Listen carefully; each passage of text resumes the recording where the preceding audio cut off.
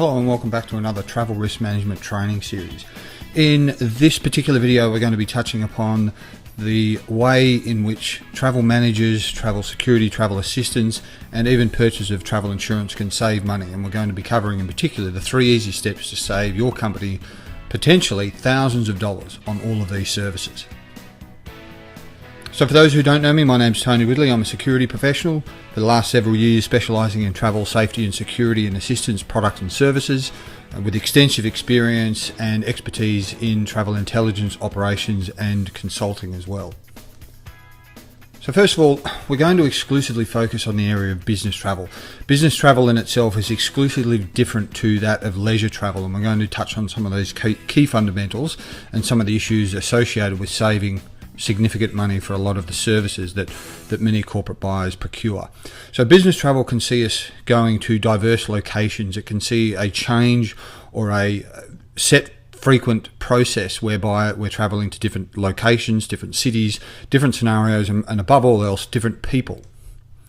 So one of the things that we need to be acutely aware of, for those that aren't aware, is that it's a modular process. In order to reduce the hazards associated with business travel, remembering that all business travel has some degree of hazard or some degree of risk until proven otherwise, whether it be through the inexperience of the individual, environmental issues, local hazards, local threats, or an overall threat associated with just general travel. And that could be medical related, it could be strikes, disputes, disruptions, and a whole host of other things that affect our productivity or risk to the business, not just individuals. So one of the things that we need to remember is that business travel is a competitive advantage. It's something that businesses of all shapes and sizes invest in, and it's a profit center whereby the act or the continuous act of business travel contributes to the overall profit margins of any organizations. It's not simply a gratuitous process that we all partake in for some means of extracurricular enjoyment for business executives. Anyone will testify, particularly those who have travelled quite frequently, it's far from fun at the best of times. But the underlying element is safety, the safety of all asset classes, whether it be the individuals, the investment associated with business travel, or any of the particular assets such as intellectual property, valuable goods, or even the individuals in terms of the roles and functions they play within the organisations. There's a safety of both expectation, compliance, as well as being an employer of choice, providing a safe work environment. And this does also extend to business travel. So when it comes to travel risk management, we also have the added benefit or an area that most people overlook is the continuous connectivity between travellers themselves, all communicating, sharing information. They may be logging back in or sharing resources to a central point, because essentially they're taking their business with them, but the office may be static.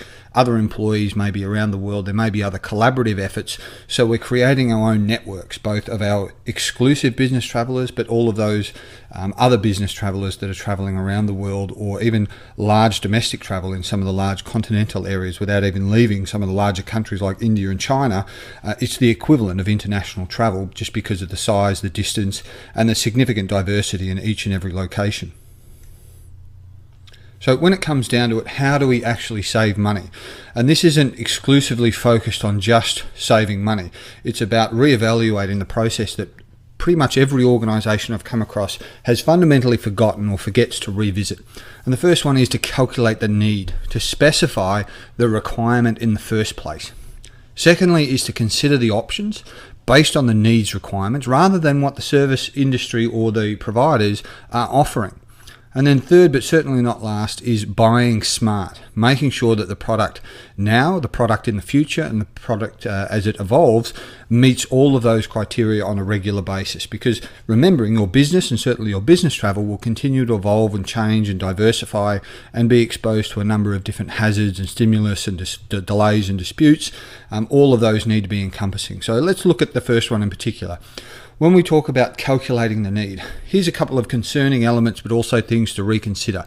is that the solutions, irrespective of their shape or form, should be comparative. That is, that you should be comparing apples with apples. Rather than trying to compare something of different genre, different services, different processes, and also different costs, you need to be able to standardize. You need to boil down to the core requirements, because what you will find alarmingly is there's significant duplication, there's significant overlap, or the costs associated when you boil it down to a more specific version is alarming, and this is where most of the cost efficiencies can be had. Particularly as we start to look at business travel, it's not simply a case of trying to boil the ocean. It's not a case of trying to be all things to all people. You have to be much, much more granular in your approach. Rather than buying whole of global products or whole of world travel, you need to look at your particular requirements. It simply doesn't matter when you see all of this marketing material that talks about X amount of countries provided, X amount of services. A lot of it is much like a buffet that simply goes to waste. If you're invested in the process buying buffets and throwing a lot of the food and the processes away, then by all means continue ahead. But buying travel risk management associated tools is exactly the same a la carte process. You need to determine what your requirements are and purchase accordingly. So when it comes to the expenditure and costs associated with travel and travel risk management, typically travel insurance represents one of the largest role plays and certainly one of the largest expenditures. Then we have travel management, the actual administrative processes of P&Rs and bookings and hotels and flights and all of those sorts of things. And then approximately we have the travel assistance market, which are those response elements that assist and inform and follow up and respond and help you with everything from medical, security, safety and so on.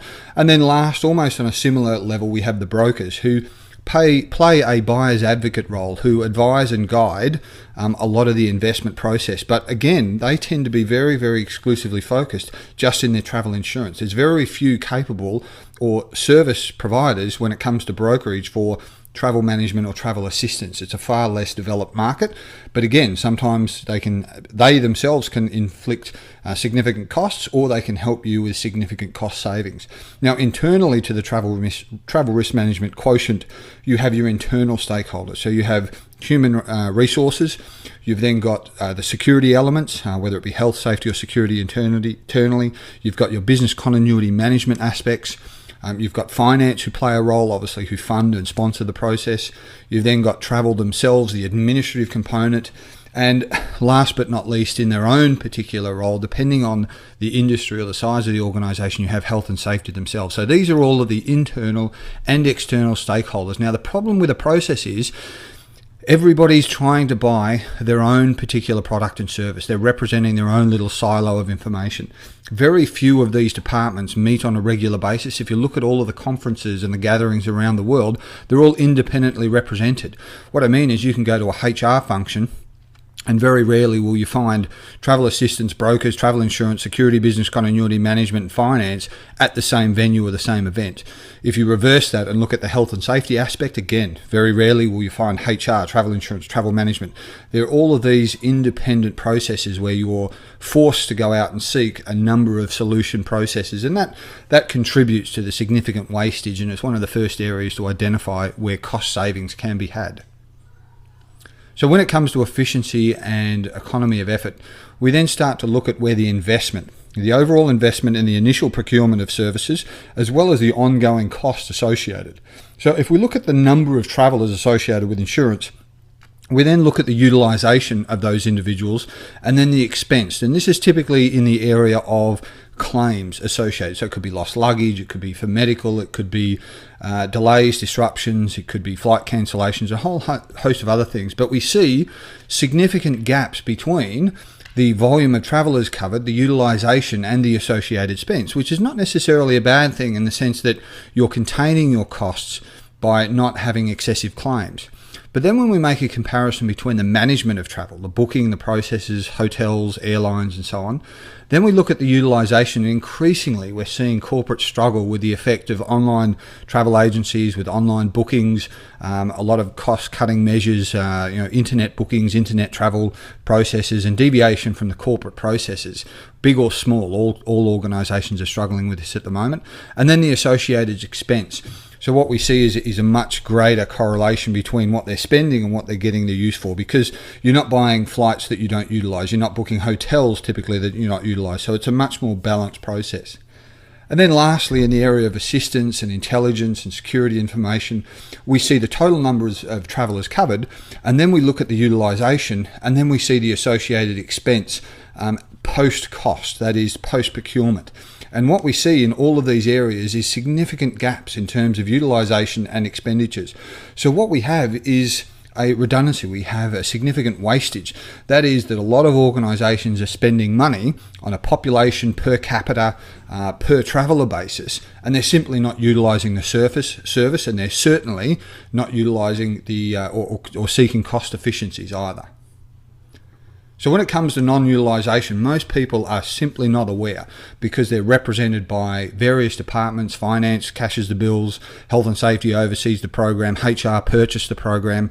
And typically you'll see 90% and upwards non-utilisation. That is, after they've purchased the service, they simply don't use it.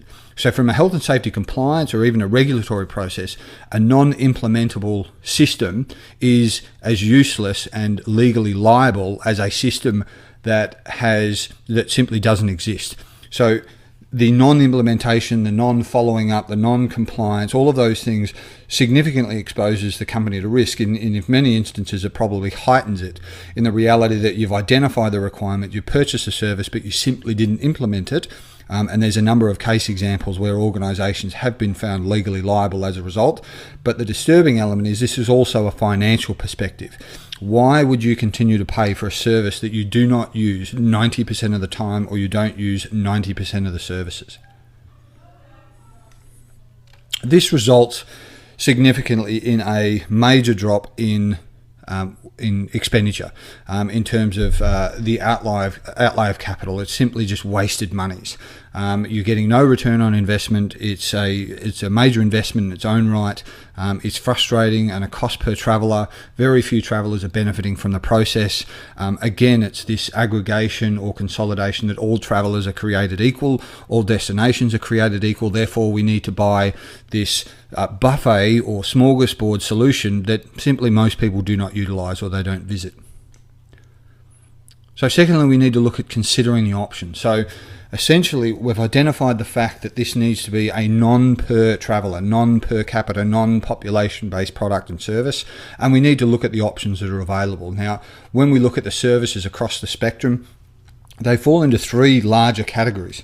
The more traditional is the insurance market. We then look at the management, which constitutes a much greater percentage of utilisation within the industry.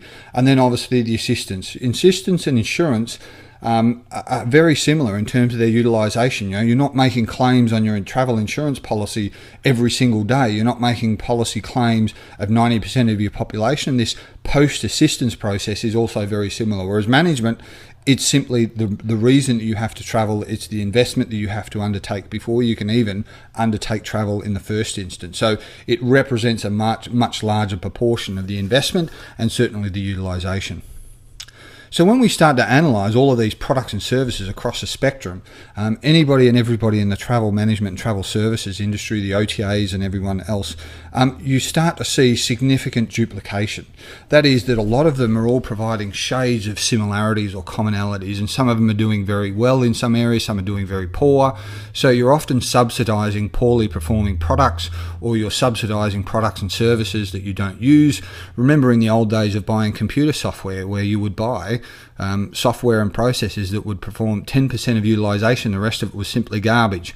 Well, unfortunately, this is where a lot of buyers are simply focusing at the moment. They have duplications. They feel obligated, or they've been advised, or they've been ill-informed that they should have one or all of these services, and as a result, you end up with significant duplication, with significant overlap and competing processes. They don't work all together, and the end result is significant revenue wastage. Unnecessarily, and it's certainly avoidable. So when we look at, essentially, each organisation should be determining what are their priority elements, identifying specifically the core processes that they require, whether it be information to online to transport to compensation, all of those sorts of things, and identifying a service that complements or enhances the large majority of that, and then, and only then, seeking out those areas where they're not covered under that solution. And in the same breath, when they seek out that solution, they shouldn't then be looking to a provider that gives them all of that processes again, of which they only need 5 or 10%. And many organisations are either reluctant or simply don't know that you don't have to buy the smorgasbord or the buffet solution from providers. You can be very, very selective, and you can be very, very targeted in your purchases. Many of them don't like you doing it. Many of them will simply resist it. But the reality is you can cannibalise their services. You can buy select products and services. Don't fall for the upsell opportunity of, well, in order to get that, you have to buy this and this and this, because you'll end up in exactly the same process with a lot of duplication, a lot of wastage, significant